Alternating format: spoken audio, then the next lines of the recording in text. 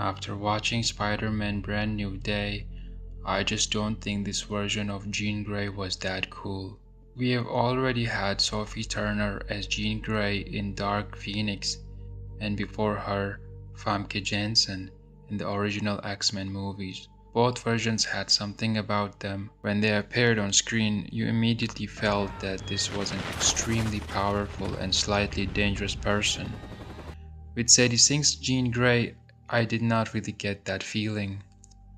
Back then, Dark Phoenix did not get much of praise, but personally, I really loved the Sophie Turner as Jean Grey. She carried that whole movie. Her character had this dark, almost frightening presence. Even when she wasn't doing anything, you could feel that she might lose control at any moment and completely destroy everyone around her.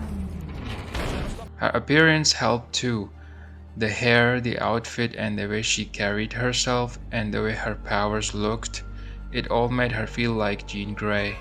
The same goes for Famke Janssen's version. She was calmer and more mature, but there was always something dangerous underneath that calmness. These versions did not just feel powerful, they felt unstable, and that is an important part of Jean Grey. One thing nearly every version of Jean Grey has in common is trauma. Jean Grey is someone with an insane amount of power, but she doesn't always have complete control over it. All the pain, fear, and anger inside her can bring out this darker side. That's what sometimes turns her into the villain. At least makes everyone believe she is the villain. That inner conflict is what makes her interesting. She isn't evil just because the story needs a villain. She's fighting something inside herself while everyone around her is also afraid of what could also become. Sadie Sink's version has trauma too, especially with what happened to her sister. So the basic idea was there, but I don't think that movie gave the pain enough time to build. We are told why she is angry, but I never completely felt that anger. And again, I don't blame Sadie Sink. She has already proven that she can play an emotional and traumatized character in Stranger Things. She can obviously handle this kind of role. The problem is that in this movie she felt more like a mysterious plot device than Jean Grey. For most of the story, we didn't even see her directly. She keeps jumping into people's mind and controlling their bodies. That is part of Jean Grey's power. Instead of watching Jean Grey herself enter a room and completely take control of the situation, we mostly watch other characters being controlled by her.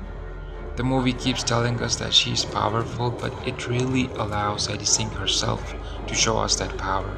Yes, near the ending where her abilities become much stronger, she controls people across a much larger area, freezes everyone around her, and even uses her powers to help keep Peter alive. So it isn't that body hopping is her only ability, but compare how those powers are presented with the previous Jean Greys. They could levitate, fly, throw people around, and destroy almost anything around them.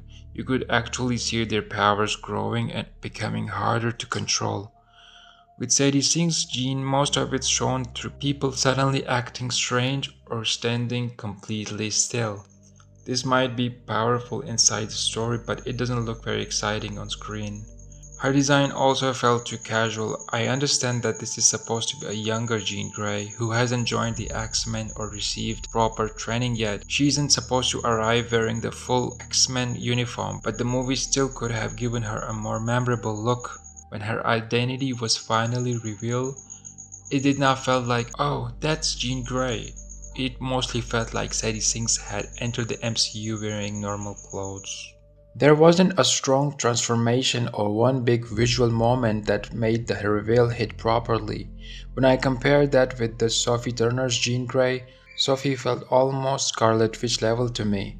Not necessarily because her version was more powerful, but because she had that presence. I think the marketing also hurt the character. Before Spider-Man No Way Home, the entire internet was asking whether Tobey Maguire and Andrew Garfield would appear. Sony and Marvel kept it a secret. People kept making theories, and that mystery became a massive part of the excitement. And to be fair, that reveal actually delivered. They tried something similar with Sadie Sink. For months everyone was guessing who would she play. Jean Grey, Gwen Stacy, another version of Mary Jane, There were theories everywhere. The mystery became more exciting than the actual character. By the time the movie finally revealed that she was Jean Grey, people had already imagined a much bigger and more impressive version of her. Marvel created all that hype, but the character we got felt more like an introduction to something that might become interesting in future movies. Overall, Spider-Man Brand New Day wasn't a bad movie. I enjoyed parts of it. Audiences and critics responded well to it. And commercially, the movie is an enormous success. I would still recommend watching it. And I don't hate Sadie Sink as Jean Grey. I just don't think this movie gave her the introduction she needed. Maybe once she meets the X-Men, receives proper training and discovers the full extent of her powers, this version will become much better. But right now, Sophie Turner is still my favorite Jean Grey. What did you think? Did Sadie Sink work as Jean Grey for you, or were the previous versions better?